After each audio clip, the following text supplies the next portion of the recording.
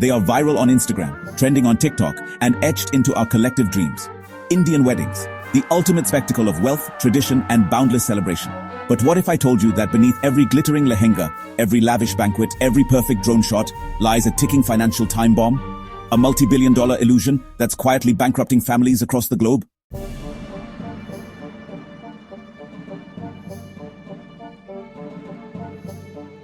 I'm Jerry Moras.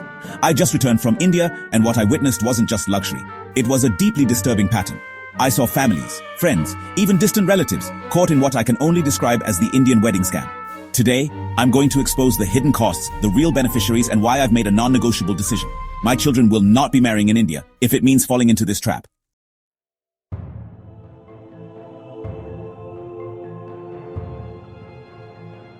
Let's shatter the fairy tale with cold, hard facts. This isn't just about expensive weddings. It's about a predatory industry. Average cost, forget 20 lakhs. Recent reports show average urban Indian weddings easily hit 50 lakhs. That's $60,000 to over 2 crores, which is $240,000, with some touching 5 crores for the ultra-elite. That's a significant portion of a lifetime's earnings.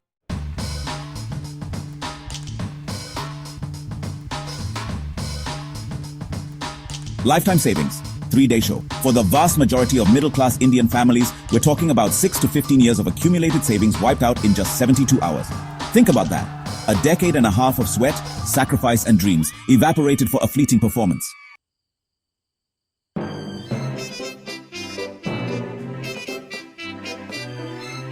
The industry juggernaut.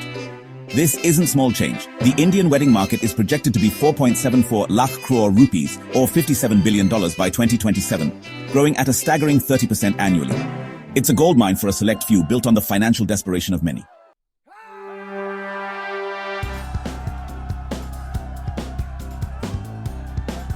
And what are we paying for?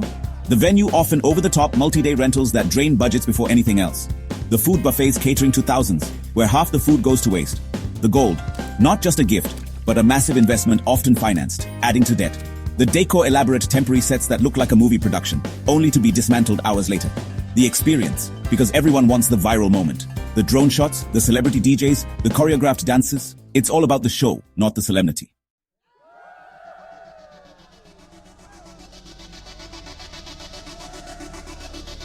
I saw it. I ate the food. And frankly, much of it was mediocre. The decor? A flimsy movie set. And the guests? Many weren't there for the couple. They were there to evaluate, to judge, to compare against their own past or future weddings. It's a performance, not a celebration. And the audience is the judge, jury, and often the instigator of your financial ruin.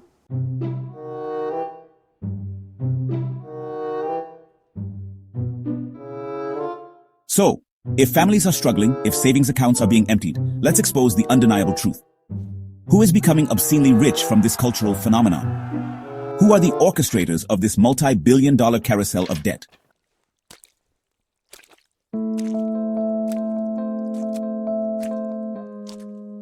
It's certainly not the newlyweds. It's the wedding planners who have become gatekeepers, commanding fees that rival an annual salary. It's the caterers and decorators, often operating as a cartel, setting exorbitant prices for services that are mass-produced. The jewelry houses, whose auspicious gold purchases are often financed by loans. The luxury venue owners, who charge astronomical rates for a few hours of use. And the myriad of contractors, photographers, designers, entertainers.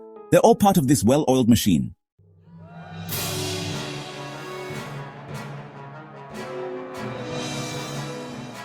I've witnessed individuals in this industry transform from humble beginnings to multi-millionaires, building empires on the back of this societal pressure. And the chilling irony? Many of the actual laborers, the migrant workers constructing these elaborate sets, the kitchen staff toiling for hours, the cleaners, they're often paid poverty wages, working in exploitative conditions. We're literally building a facade of wealth on the backs of the struggling. It's a system designed to extract maximum value from emotional vulnerability.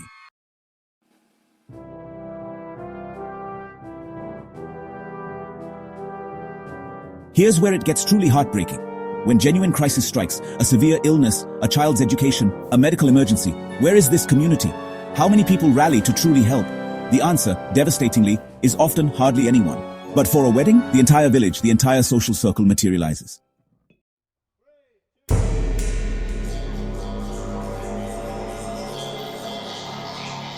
This selective solidarity exposes a dark truth. It's less about genuine care and more about social conditioning. It's emotional blackmail disguised as tradition. Where is this community when your parents need help paying for their escalating medical bills, or when a bright student needs funds for higher education? This phenomenon drains not just bank accounts, but our collective empathy, prioritizing superficial display over real human need.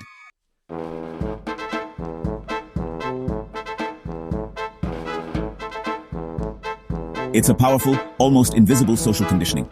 The invitation trap. You feel compelled to invite hundreds, sometimes thousands, including people you haven't spoken to in years, purely out of obligation. The judgment lens. The overwhelming, paralyzing fear of log kia kahenge. What will people say? This phrase alone has driven countless families to financial ruin. The reciprocity rigmarole. They invited us, so we must invite them back and outdo them.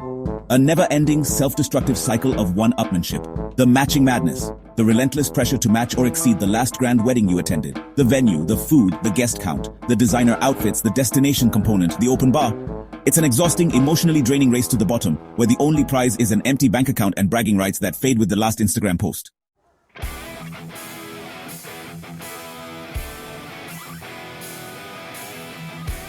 This isn't about love. This isn't about family. It's about a performance, a social obligation that demands financial and emotional sacrifice. And the cost? Far more than just money. It's peace of mind. It's family harmony. It's emotional bankruptcy.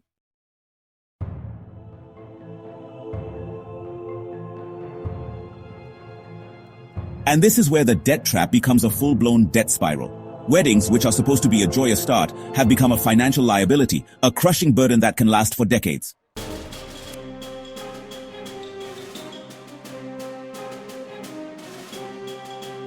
The real devastating impact parents sacrifice.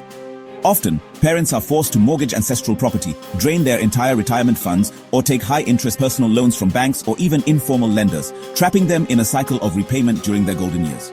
Couples start in the red. Young couples, instead of beginning their new life with financial freedom or a down payment for a home, enter marriage deep in debt, burdened by crippling EMIs or equated monthly installments. This foundational financial stress can lead to early marital discord, mental health issues, and stunted personal growth. No savings, no investment. The biggest casualty? The future. With all funds diverted to a wedding, there's no emergency fund, no money for health, no investments for children's education, no capital for business opportunities. It's a constant struggle to just stay afloat, paying back a loan for a party that lasted 3 days.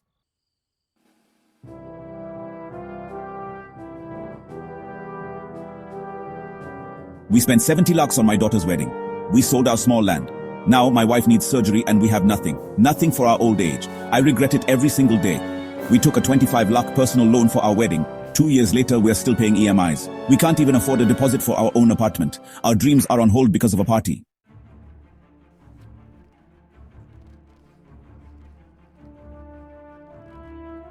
I've witnessed relationships crumble, families torn apart, even friendships ending over money borrowed and not repaid for these extravagant events.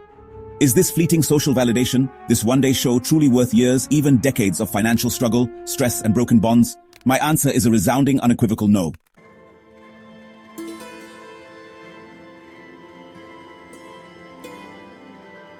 This deep dive, these stories, and my personal experiences have cemented my decision.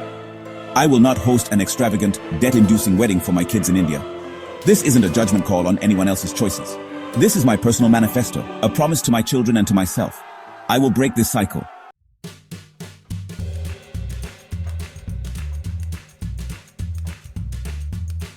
Instead, I've committed to something far more valuable, something that offers true security and opportunity for their entire lives.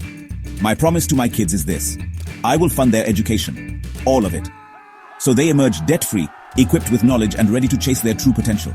I will help them secure a home, a tangible asset, a foundation, a safe haven they can truly call their own. I will support them with a car or critical seed money for a business, whatever empowers them to achieve true independence and contribute to society. And most importantly, I will be their unbreakable safety net in times of real need for unforeseen medical emergencies, job losses, or personal crises. That's where my investment lies. That's the legacy I want to build.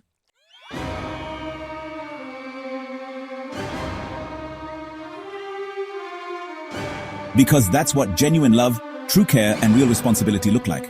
It's not about a lavish DJ night or a collection of superficial drone shots for social media. It's about building a future, not burning through a fortune. It's about stability over spectacle.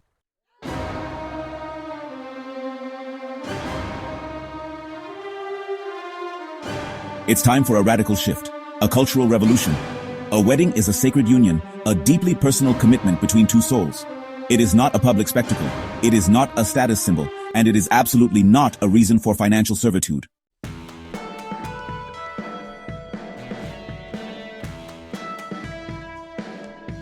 Let's redefine what a truly meaningful celebration means. Let's change the toxic narrative from celebration to simplicity, focusing on genuine joy, intimacy, and the couple's happiness, not grandeur. Expense to investment, pouring resources into a secure future, not a fleeting, forgettable moment.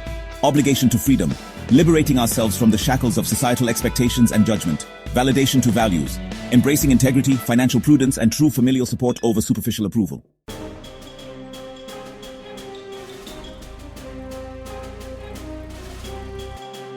Because if your child begins their married life buried in debt, consumed by stress, with no savings for their dreams, what have we, as parents, as a society, truly given them? We've given them a burden, disguised as a blessing. A temporary high, followed by a long, arduous climb out of a financial hole. It's time to say enough.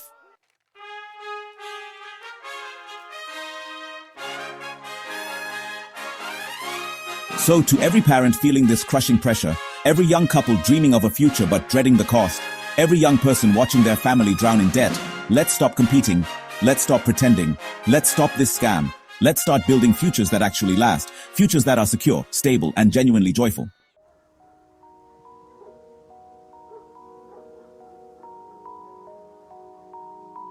Choose peace over prestige, choose value over vanity, choose family over facade.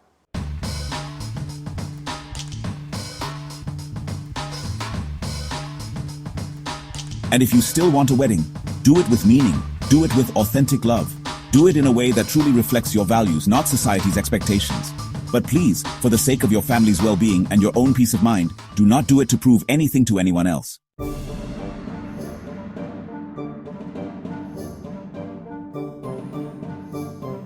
If this message resonated with you, if it sparked a flicker of recognition, then share this video. Let's ignite a revolution. Let's spark a change. One conscious choice, one family at a time.